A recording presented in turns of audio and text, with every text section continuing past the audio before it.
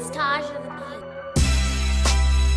And welcome, ladies and gentlemen, boys and girls, guys, gals, and non-binary pals to another episode of All the Above, the show that gives you an unstandardized take on education. I'm Jeffrey Garrett, one of your co-hosts, and I've been a middle and high school principal and a high school social studies teacher. And as always, I'm joined by Manuel Rustin, your favorite teacher's favorite teacher. I'm a high school history teacher. I teach in the Los Angeles area. This has been my 16th year in the classroom. And this, of course, is All of the Above, your home for news and analysis of all things related to our world of education. Now, Jeff, I do believe this is the fifth socially distanced or physically distanced episode that we have recorded during this quarantine, shelter-at-home, coronavirus crisis. And Jeff, I don't know if you noticed, but a lot of districts this week and a lot of states this week made that very, very tough call to declare an official end to the in-person school year. So a lot of teachers received the news this week that they will not be seeing their students in person again this school year. I know my district made that call a few weeks ago, but I saw a wave of heartbreak sweeping across the nation amongst educators for sure. Jeff, what do you have to say to those teachers and those school staff who are just now realizing that the school year, at least the in-person part of it, is officially a wrap? Well, I feel it very, very personally because just this past week here in Los Angeles, the official announcement was made to say that the school year is over in the physical sense here in Los Angeles. And, that school campuses are going to be closed not only for the remainder of this school year, but throughout the summer. And that summer school is going to be done in a virtual context as well. So, I think on the one hand, everybody who's been watching the news and, reading it all could kind of see the writing on the wall and understand that this was likely to happen. But that doesn't take away the just, sort of heartbreak, I think, that comes with it, both because teachers and students are missing the community of school, and teachers who are, and educators, I should say, generally, who are worried about, especially students who we know are sort of living more on the margins in society and who rely more on school for not only social supports, but also, things like food and physical safety in some cases. And so, the sense of loss for those kids is pretty profound. And then, of course, and I know you feel this for sure, is this year's high school seniors and all that they're missing, right? To just have this sort of abrupt, globally tragic end to their school year is tough, right? And, I think back on graduation and, prom and all of the sort of exciting end of year things as a senior where, you're having this capstone set of experiences to your educational career as a child, at least. And that's been robbed in a lot of ways from a whole class of students. So a lot of emotions there, but also I think, no one or few people, I should say, are pushing back on this as anything other than the right policy move from a public health perspective. So yeah. Few people are pushing back, but some folks out there, I won't say any names, Dr. Oz, but some folks say it's not so bad to just send the kids back. Only 2 or 3% of them are going to die. Yeah. Mm-hmm. And what's Thankfully, 2 or 3% of the kids, right? Yeah, exactly. Yeah. Exactly. Well, yeah, I mean, you said it, like it's something that anybody that's been following the situation, following the news, I mean, it shouldn't come as too much of a surprise to anybody that the in-person school year it wasn't going to continue. But still, though, even though you know it in your heart, just to hear that or to see that announcement and it become official is just like it's just painful. I know myself. I was hoping that we could get back, even if just for like 1 week, just to like see each other and like reflect and say an official see you next year type of thing. But obviously, the situation does not allow for that. So I guess it is what it is. And there's so much going on. I mean, there's so many daily developments and updates regarding all the different complexities of this COVID-19 crisis as it relates to our schools. Another thing that happened this week was the Cal State system basically announcing that if you are a current junior in high school, they're going to waive the requirement that you take the SAT for admission. Jeff, tell us a little bit about that. Yeah, this was perhaps not totally unexpected of a decision, but also something that that I think has just a tremendous ripple effect across the higher ed spectrum in general.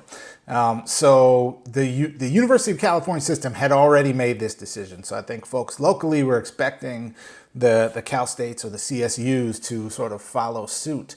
But they, essentially, as they have already been experiencing great pressure to do, had come to the conclusion that they were not going to require, the major standardized tests, so SAT and ACT, as part of the admissions process for this year's high school juniors. So I think, given all the uncertainty, given the existing equity issues, which we've talked about previously, on the show here, that are only being exacerbated, and especially in like a controlled standardized testing situation, are even more exacerbated, right? It seems like the right move to make. That doesn't mean that like now everything's a beautiful test-free utopia for the kids or why not, for Jeff? educators. Why not? Well, so the question is, like, if they're not considering the test, what are they considering? Right. And essentially, the decision the CSUs have made is that they're going to be much more heavily weighting GPA than any other factor in the admissions process. And so for students with above a 3.0 GPA, they'll be like effectively, considered admissible to a CSU campus.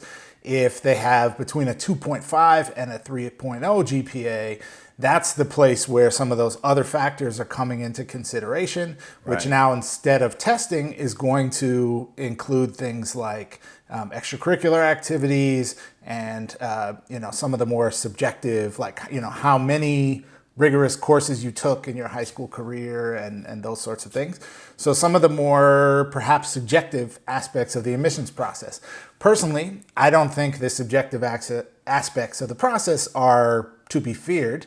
I don't think there is truly an objective process. But, it does raise some questions. And there's even an argument to be made that, in some ways those tests worked to the advantage of some students, students of color or low-income students. So all that to say, it's complicated, right? It's not like we snap our fingers and now we've achieved equity because the SAT is gone. I think there's still a lot of work to do on that front. But in this context, to me, it was the right policy move to make. And we know Manuel, being such a fan of the value of standardized tests, that you must be crushed at this time. So do you need some support? Can I offer like a virtual hug or something, man? Like what do you need right now? Yeah, you're right. I am totally crushed by the lack of standardized testing that we're going to have this year, both in terms of my students taking tests for our obviously the state testing and SATs and all that. I'm just so heartbroken, Jeff. But I will say, I do believe there's going to be a scramble amongst researchers and doctoral candidates to put together research studies about this next wave of college freshmen who are coming in, because I mean, if we go a year or two without these tests, and if the applicant pool ends up still being relatively similar, especially thinking about the UC system and how difficult it is to get into a UC, if they go without the SATs for a year or two, let's say, and their applicant pool is still just as competitive and talented and great as it was prior to the tests, maybe we will see that we didn't need these tests in the first place. I know you are, as a former admissions person yourself, I know you see a lot of value in these tests in terms of helping to decipher college readiness and make those difficult choices, like you said, about those students who maybe are GPA wise, at a certain level, and it's kind of hard to separate the ones who are most ready for college from the ones who are not. But I think this is a moment where we will be able to look back and say, hey, look, we actually did need those tests, or in my prediction, my opinion, we didn't need them after all. So I guess we'll see in a couple years what the research says about this era of high school juniors and seniors as they progress on to college. Yeah, yeah, it's a fascinating, like, real world experiment, right? So I'm very interested to see, with a little bit of historical perspective, a few years from now, like what we learn from this. Yeah. All right, Jeff. Well, all right. So there's a lot going on, and obviously we've had a weekly series of COVID-19 as it relates to education episodes, and we already looked at our whether or not the school year should go on at all. We had an episode looking at what to do about grades. We had an episode looking at teaching math from home and the struggle for parents to try to keep their students learning math and progressing in math even though they're learning from home. And last week we had an episode about AP testing for this year and how the College Board has altered the AP test to try to still get the AP exams completed, even though schools are relatively out of session around the whole world. So this week, Jeff, what are we going to look at? Yeah, so man, well, I'm real excited about today's episode. We have on just a powerful voice in education. It's someone who I think many folks in our audience may have heard from or even read some of his books, and that is Principal Kafele. He goes, of course, by Principal Kafele, but Baruti Kafele, school leadership educator based out of New Jersey, but of course, national consultant and trainer of educators, and in particular, administrators and aspiring administrators across the country. And he's going to be with us today to help explore these big questions around what it means to be an effective leader in this crazy new reality that we have found ourselves in. And I know from working with school leaders here in Los Angeles that just as with teachers, this change, these shutdowns, and the sort of onset of this pandemic has been equally disruptive to the lives and work of principals and administrators across the country. And what you're used to doing as an administrator to help lead your school has had to be totally reinvented in many ways. And so we're gonna get into that and kind of unpack some things with the wonderful Principal Kafele today. So you definitely don't want to miss it. Dope. All right, so we're going to skip the do now for this episode, or we're going to jump right into our seminar with Principal Kafele and explore this general topic of leading through crisis. All right, stay tuned.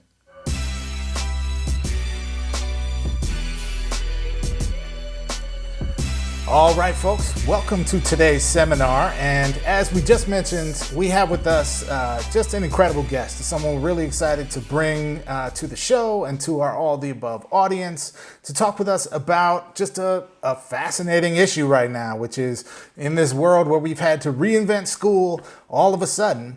What does effective school leadership look like? And what is happening around the country that folks might really need to know about in terms of what it's taking for principals and school leaders to be effective during this very challenging time.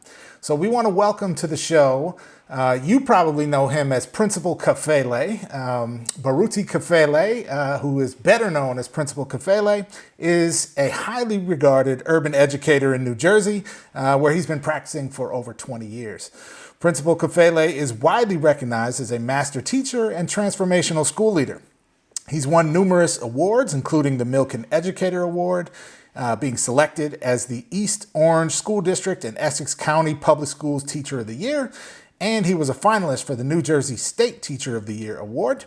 As a principal, he led the turnaround of 4 different New Jersey schools, including Newark Tech, which went on to be recognized by U.S. News and World Report as one of America's best high schools. He is also the author of 10 books, which include his national bestsellers, The Principal 50, Is My School a Better School Because I Lead It, and The Aspiring Principal 50. His latest book, which is the Assistant Principal 50, will be released in June of 2020.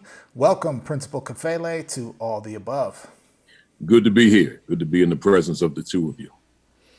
Thank you for coming through, my milk and educator brother. Yes, Now sir. I have one of your books right here, closing the attitude gap. But my bookshelf is not big enough for all of the books, and you are prolific in writing and in speaking, and you've written and spoken about the importance of a school principal having a vision from the beginning.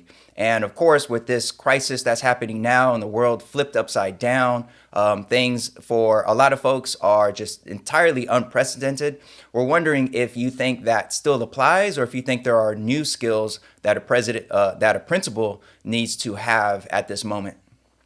Yeah, that vision is critical. And I'm looking at the principalship from afar in most cases because I haven't done it since 2011. But there's something advantageous about that, where it allows me to kind of look at them, see what they're doing, analyze what they're doing, see the differences in what they do, because so many of them do lead differently, including myself. So, but that vision is still critical. But when you talk about in an age of COVID-19 or even a global pandemic, one has to consider how, in what way do I need to tweak that vision in terms of who we are and where we ultimately will be, because school is not what it used to be. And there's a whole lot of young people, I mean, millions of young people who are not engaged in school at all because they don't have access to Wi-Fi. They don't have access to a computer. So school has come to a screeching halt for a whole lot of young people. Then I've learned that there are a lot of teachers that don't have Wi-Fi that live in rural towns. So there's a lot of disconnects that we just were not prepared for. But I always say, like, I've been doing a lot of Zoom presentations to administrators, to teachers, and then my own stuff I do on live. And I say to them, now as principal, your home has become the school's main office, right? So although the folks are not coming to your office, so to speak, as they would in a school, everything emanates out of your space, nevertheless, your office. So now how are you using that space as it relates to the vision, which is ever evolving now, that you have for your school? And not to give you such a long answer, because I know you've got other questions, but let me say this as it relates to that. I say, since that your home is that main office, I asked the question, how are you utilizing your office? And at the core, let's say hypothetically, all teachers are teaching every day, right? And hopefully that is the case, regardless of whatever number or percentage of students are participating or active, whomever is there. Let's say that education is happening. Let's say that conversations are happening. Let's say that dialogue is happening between teacher and student via Zoom or via Google Meet or whatever the platform that they may be using. I'm saying to the principal, somewhere at the end of the day, you have to have a staff meeting. So think about, at a school under normal circumstances, you might have a staff meeting once or twice a month. Some schools it might be once a week. But in my case, our district, what was negotiated was once a month in one district and twice a month in another district I work. Here, I'm saying every day, 5 days a week, because if one day goes by, if one day elapses and education took place amongst your staff and students in their respective homes, but you know nothing about it, then there's this huge disconnect. A day went on, a day transpired, and you don't know anything about it. You're not in, you don't know, you don't have any feedback in terms of what's happening with young people. What were the challenges today? What were the victories today? How many students attended?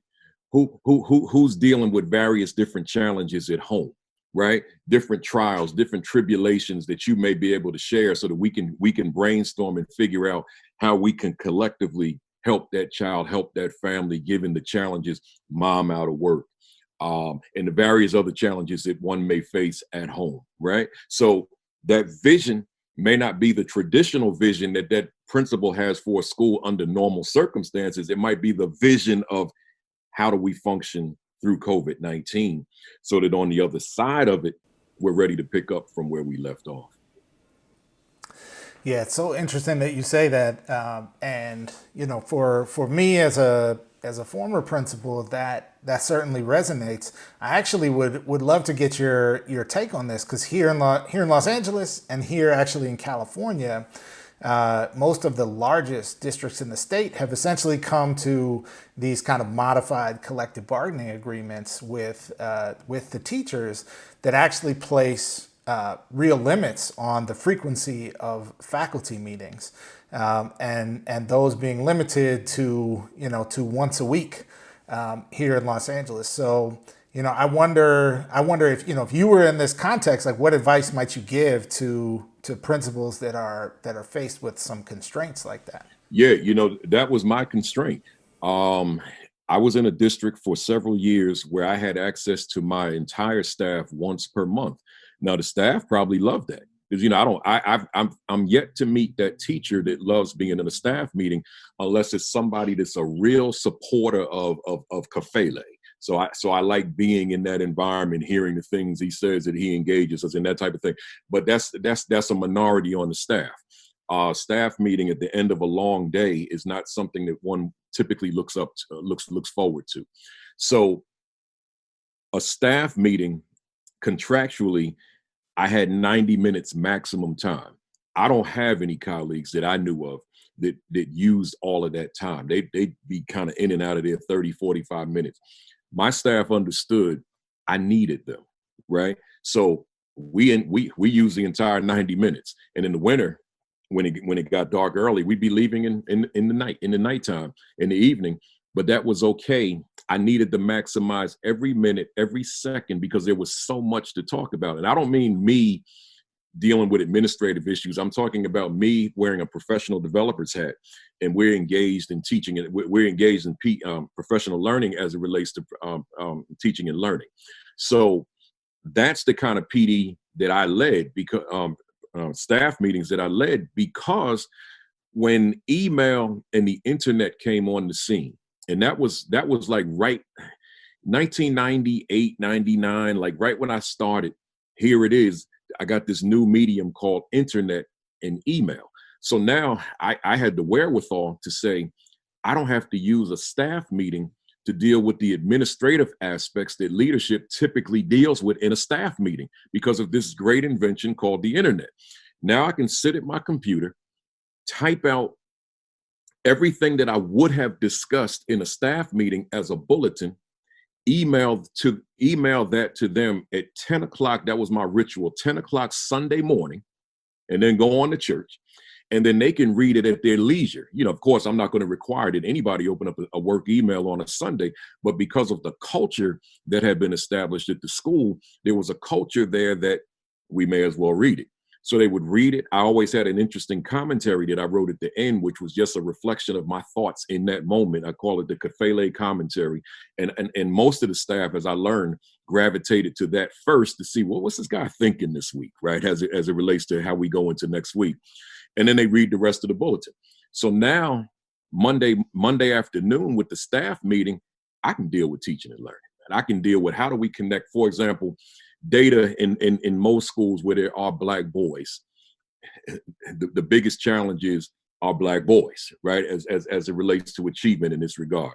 So now we can talk 90 minutes on what is it that we're doing to ensure that we're connecting with our Black young men so that they're achieving at the same levels as everybody else across the state, right? So as opposed to having a 15-minute talk about the paper shortage of the copier in the teacher's lounge. I can't use that time that way, right? Or spending time talking about the fact that there's certain teachers that weren't at their door at the change of classes, and any other administrative thing that we could talk about. Let me put that in the bulletin. Let me remind them that we're holding one another accountable for whatever's in the bulletin.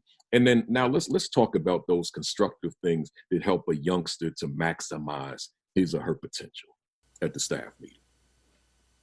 Yeah, and well, you've been all over the place, and you work with schools all over the place and districts all over the place, and principals. And although we're all confined to our homes right now, more or less, we're wondering, what are you hearing or seeing as far as examples of terrific leadership in this moment, given that all of the usual patterns and constraints that have existed before have changed quite a bit. So what are you hearing about what's going on out in the field? Any examples of great, fantastic leadership right now?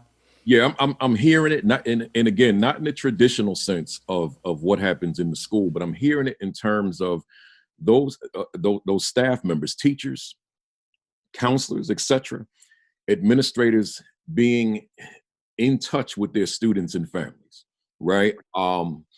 Whether it be virtually, whether it be in person, not so much at the school, but you got a lot of young people who are, as you would know, arriving to the school for breakfast and lunch, right? So you got certain people stationed in certain schools and able to still maintain those connections.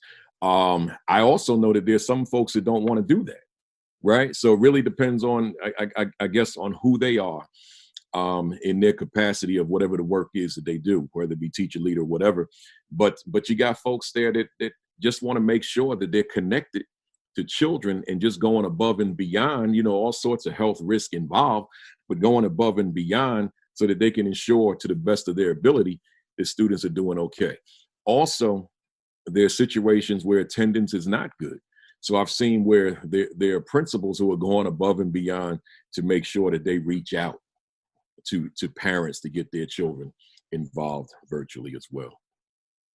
The main thing for me, there are two things when I think about this every day. Number one is attendance, and number two is engagement. I have academics somewhere down below, right? In terms of my ranking, it's that conversation.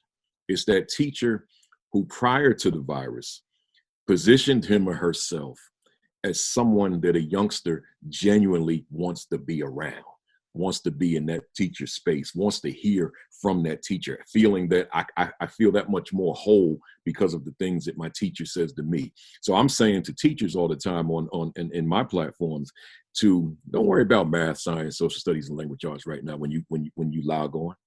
Just engage them, talk to them, let them talk to you, let them talk to one another. They haven't seen one another. It's at the point now where they need one another and they don't have that opportunity. So now you've got them all on the screen. Let them interact with one another because they miss each other. And then we'll get to the academics, right? And I think it can be done that way. But that attendance piece is crucial. And a lot of that, a great deal of it is access. And that's that whole conversation about equity and access, right? So we learned that we learned of more inequity than we probably even realized once this happened, and saw that education again came to a halt for so many young people.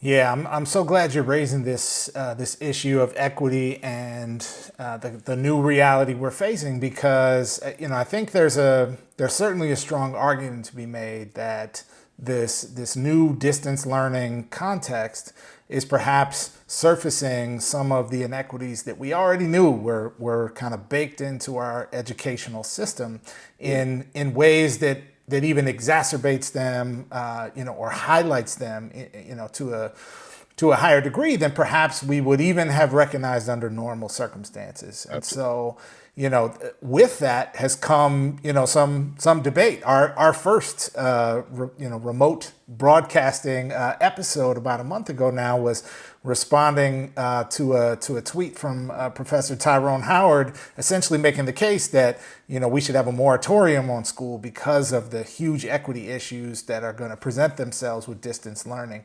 So I'm wondering, from your perspective, if you can go a little deeper in your thoughts about what the equity issues are that we're facing now and kind of what that means for schools in this context. Yeah, depending on, because you got such a diversity of schools in terms of the significance of technology in the home to them in terms of the progress of the school. So you'll have a school that says that we want to have distance. I'm talking about during normal times now. We want to have distance learning. So that instruction or that dialogue between teacher and student outside of normal school hours, right? Whereas that other school in some other place, that may not even be on their radar, right? So that school that's ahead of the curve in terms of how they use cyberspace, they may be perhaps, and again, I'm speculating now because I don't have any particular schools in mind. Perhaps they were prepared for this because these are things that they do. This was a priority for them, that young people have Wi-Fi access, young people have Chromebooks or whatever technology they have at home. So not that they anticipated a virus, but they anticipated that young people needed to have access. Whereas at other school, everything may have been focused or centered around what happens in the building, right? So the technology was secondary in terms of priority or even tertiary. So now here comes a virus, and clearly I'm at school now. We're not ready because this wasn't a priority during normal school times.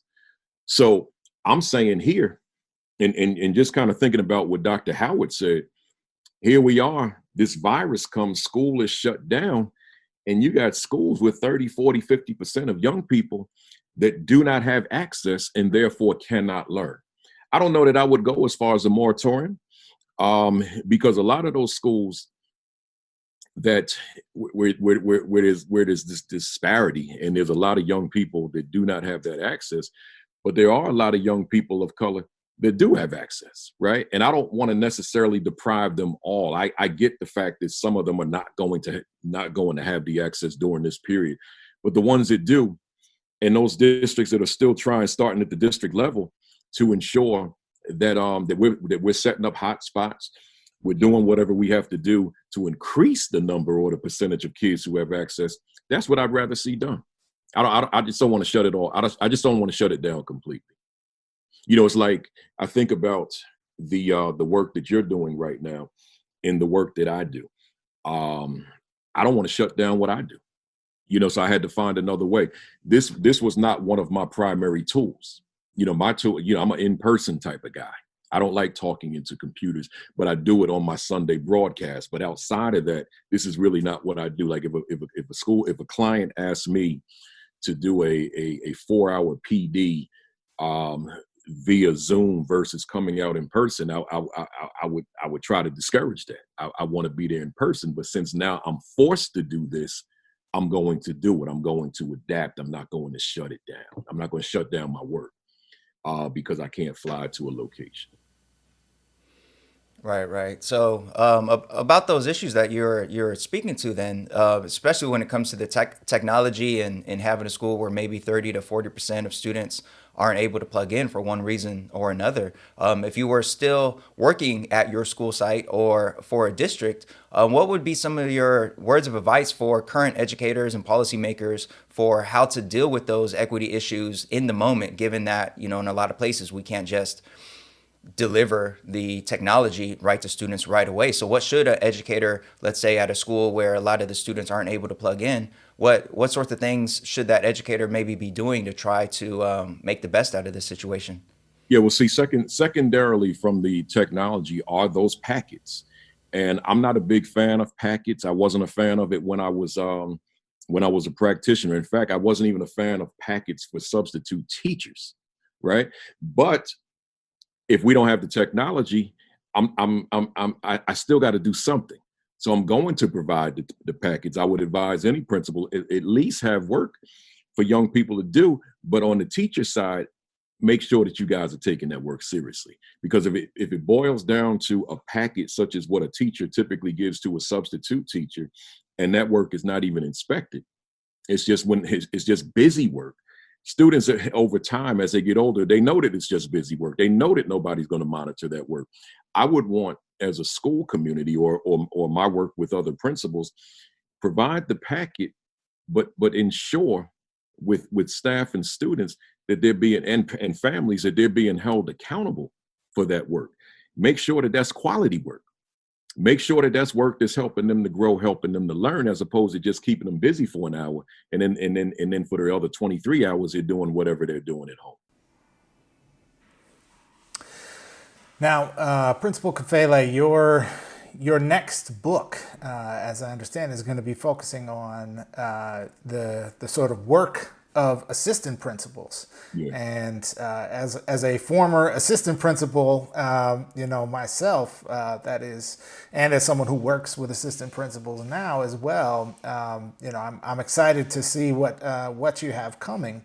But I'm also wondering if you can perhaps share with us some of your thoughts now about, in this world where school is happening remotely, and where so much of what the kind of perhaps typical work of an assistant principal would be is now work that at least can't happen in the same way. What are some ways in which the work of assistant principals might be particularly important in this context, or ways in which assistant principals might need to, perhaps modify what they're doing to be the impactful leaders that our schools need them to be? Yeah, it's interesting. See, the assistant principalship has somewhere along the way evolved into my passion. My passion, all the work I do. I think that's the most the most important for me personally right now, because as I always say, the assistant principalship is the most misunderstood and underutilized position in education. And you see it, you see the manifestation of it, so many different kind of ways that the assistant principal is being utilized across America. I'm in hundreds of schools and I get to see it, but at the core of their work is in so many cases, probably 95% of the cases, is disciplinary. So they're in a school where there's a lot of disciplinary issues, which means that there's a lot of climate culture issues. Discipline is just the manifestation of a climate and culture that needs attention. But where that school exists, then you find this assistant principal or assistant principals, depending on what their functions are in that capacity, they're reading referrals all day and they're acting upon referrals all day. So now here's this assistant principal who's this dean of discipline, and this is what they do from 8 to 3 or whatever the school hours it may be. Now, if that person does not evaluate staff, then fine, let it rip, right? But still pay attention to the climate and culture. But if that person evaluates teachers, let's say it's a small school, small elementary school of 2 administrators, 1 principal, 1 assistant principal, and they split it up 50-50. Well, if that assistant principal evaluates half of that staff and that person spends the bulk of their day disciplining students, if there's 2, 3, 4, 5 lunch periods, then supervising a cafeteria during those lunch periods. If they're unloading buses, including late buses, then spending half a first period. If they're prepping to load buses after school before the students dismissed, then part of the last period. So they're spending all this time supervising cafeteria, bus duty, and then doing discipline work. What about those teachers that need him or her academically as far as the instructional leadership component? Those kids are suffering in ways that probably cannot be measured because of the role of that assistant principal. And that doesn't absolve the principal. I'm just focused on the assistant right now. So now those youngsters are probably being damaged in ways that we can't even measure because there's no relationship between that assistant principal and that teacher. So now that assistant principal is held accountable for evaluations of those teachers twice, right? In most cases. As a matter of fact, some districts are once. But here's what happens in that scenario.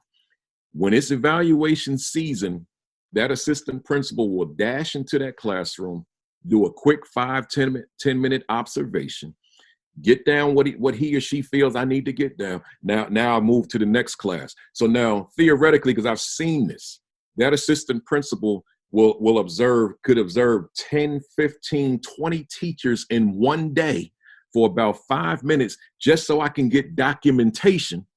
And now I can go and write up the evaluation, have the teacher sign it, and whew, it's done, right? So now it's a lose-lose for everybody. It's a lose for the youngster. Obviously, it's a lose for the teacher. It's a lose for the assistant principal's growth and development. It's a lose for the principal. It's a lose for the entire school community. So therefore, my crusade is for us to examine the role of that assistant principal starting with graduate school so that this person comes in differently. So the book wasn't written solely for the assistant principal. It was written for the superintendent. It was written for the assistant superintendent, and it was obviously written for the principal. So now I said all that to go back to your question. Here's this assistant principal at home during a global pandemic. I can't tell you the number of assistant principals who have responded to posts I've written as it relates to this global pandemic who say to me, in an educational context, who will say to me, Principal Kafele, I'm really not doing anything. I don't know what to do because the principal hasn't called me. So they home, to use the slang, they home chilling, right?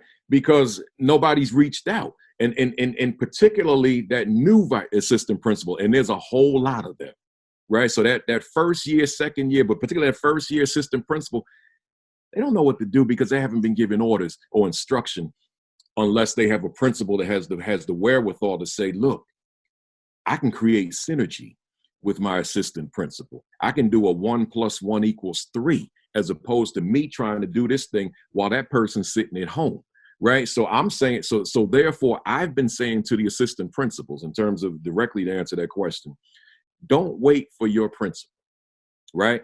I want you to always remember that you are number 2. You're not number 1. That is not your school to lead. Right. So I emphasize that. But don't wait for your principal. Reach out to your principal and either ask your principal, where do you see the best fit for me right now in this pandemic? Or say to the principal, I've got some ideas I'd like to run past you and see what you think that I'd like to do as it relates to continuing to move our school forward, even though all of us are at home practicing social distancing. All right, now, Principal Kafele, again, thank you for taking the time out to join us remotely and be on our show remotely. Now, you've been public about your own battle with COVID-19. We're wondering if you could share with us a little bit about what that experience was like and how you're doing now. Yeah, it was myself and my wife sitting right over here. It's the two of us. I just wasn't talking about her much on there, but she got it. I gave it to her. How could you? Yeah, we in this tight space together, but we I can laugh about it now. She's not laughing just yet because she's still battling a little bit more. But I always say to folks, we still got to find things to laugh at, despite how difficult times are right now. But here's the thing: I make a long story short. I guess it was about 3 weeks ago now. My hamstrings were just giving me this excruciating pain. I didn't know what it was. I couldn't sleep. I had to take Tylenol just to kind of relax me, and I did not associate that with coronavirus at all. I just said, man, my the back of my thighs, my hamstrings, this is brutal. And I walk and run every day, but that's not that. I know what that pain is. That's good pain, right? This was something else, right? So then I guess about a day later or so, I'm sitting here eating dinner. And I realized I don't taste this food at all. So then I held it up to my nose. I said, I don't smell it either. And then I went around the house just picking up things that have a fragrance or an odor. And I said, let me see if I can smell this. And I couldn't smell anything, nothing. So then I had this cough to emerge. And I said, I need to go get tested, right? Because especially because I did the research on the loss of smell and taste. And they said that's a primary symptom. So I said, let me go get tested.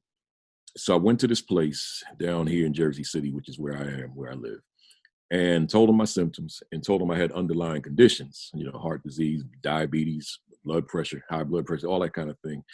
And they said they couldn't test me. I guess I need to walk in there like I was half dying. They said there were limited tests and we can't test you. I said, but I'm in bad shape and I got folks at home. They said, yeah, so the doctor said, look, I'm diagnosing you as having coronavirus. He said, quarantine yourself for the next 2 weeks, but I just can't test you. Right. I said, okay. So by that evening, I was in bad shape. It just took a turn. And by the next day, it's like you can't even walk. My wife couldn't even walk up the stairs without my son pushing her up the stairs. It was that bad, but I couldn't, I couldn't function. The fever came later, but the sweat, the body aches, the headache, the shortness of breath, the excessive coughing, and that would kind of come in spurts. But the main thing, we're all different. Someone wrote me a message this morning and said to me, they said, Principal Kafele, several members of my family have coronavirus. Can you give me some tips for how they can get through it? And I said, probably not, because we all respond to it differently. And how I responded, because I needed to be in a hospital, but I decided I don't want to be in one. I'm going to tough this out like I do everything else in life.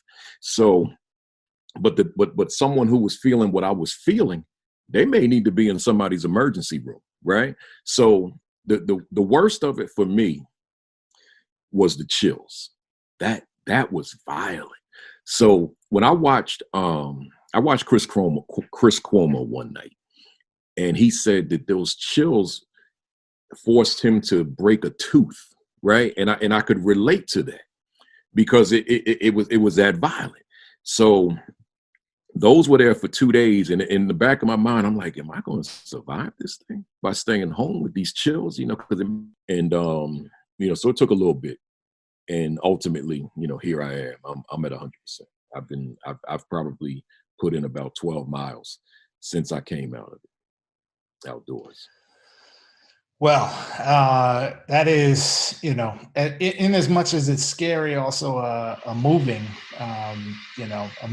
explanation of, what a lot of folks are struggling with across the country right now. And I know I speak for many when I say we appreciate you being, open to sharing your story, and hopefully that can be some inspiration or sense of hope to folks who are grappling with this across the country right now. So Principal Kafele, we greatly appreciate you giving up your time and joining us today on All the Above. And for folks who, maybe want to learn more about your work, or, who want to, purchase your books or attend some of your professional development, where can they go to learn more about you? Yeah, just come on over to principalkafele.com. Kafele, principalkafele.com.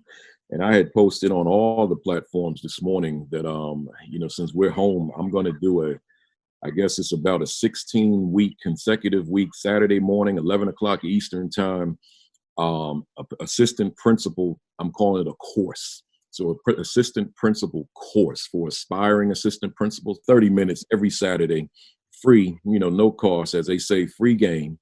And, just giving up that information to help somebody to become a better assistant principal than to be a great disciplinarian, right?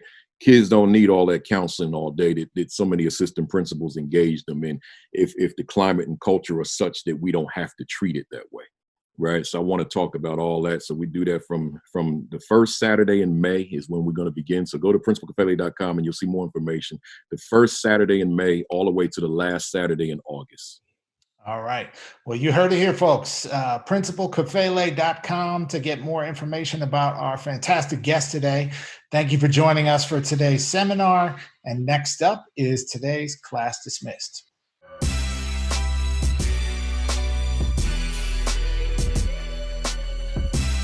All right, folks, now it's time for Class Dismissed, where we like to give a shout out to folks doing excellent things in the world of education. Jeff, who we got today? Well, Manuel, today we have some of the unsung heroes, let's say, in not only our public schools, but also in our sort of public health system and public health equation more generally.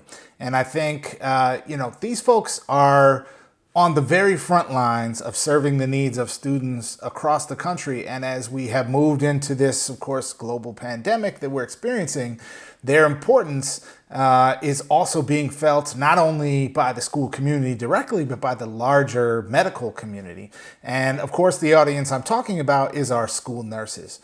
So across the country, we have, hundreds of thousands of school nurses, many of whom are going above and beyond to serve the needs of their community today as we battle the COVID-19 crisis. So NEA Today, which is a publication from the National Education Association, essentially the largest teachers union in the country, did a recent profile this past week on just a few school nurses from across the country who are really making a difference. So today we want to give a special shout out to a couple of the folks who were profiled in that article. And we're going to start with Sue Weimer, who's a nurse from Shawnee High School in Burlington County, New Jersey, who is not only on the front lines of this crisis with her school community, and not only works part-time as an ER nurse at a children's hospital in Philadelphia on the weekends, but is now working at that same hospital to help deal with the surge of coronavirus patients there. So big props to you, Sue. Appreciate your, just above and beyond supports for the community. Also profiled in this article was a woman named Carmen Hill, who is the school nurse for Gateway Elementary School in St. Louis, Missouri. And she has been spending her days reaching out to all 600 of the families in her school, helping to make sure that students and families have what they need and are feeling seen and supported during this time. And of course, like in many schools across the country, lots of the families of students at her school are struggling with medical issues already, right? With asthma and other medical conditions that require chronic care. And so she's been helping to keep those folks connected to school and connected to resources that they need, and sort of going A to Z down the alphabet. And then she said when she gets to the end, she's going to start right over again to make sure there's regular communication with all the families at her school. So these are just two examples of some of the good work happening from school nurses across the country. We know there's many, many more folks doing great things. And we just wanted to say, in these times where folks are celebrating the work of healthcare workers, that we're not forgetting our school healthcare workers and our school nurses who are still, even in this distance learning school reality, are doing what they can to help support the needs of kids and families. So shout out to all the school nurses out there making a big difference. Absolutely. That's dope. All right, folks, this is the end of this episode. And as we reminded you last episode, if you're new to our show, we have tons of content, tons of other topics that we've been addressing since well before this COVID-19 crisis. So if you enjoy what you're hearing or what you're watching, do consider going over to our website, aotashow.com, and digging through those crates and seeing all the other topics that we've addressed and all the other dope guests that we've had on our show. All right, so thank you for tuning in this week, and we will catch you next time.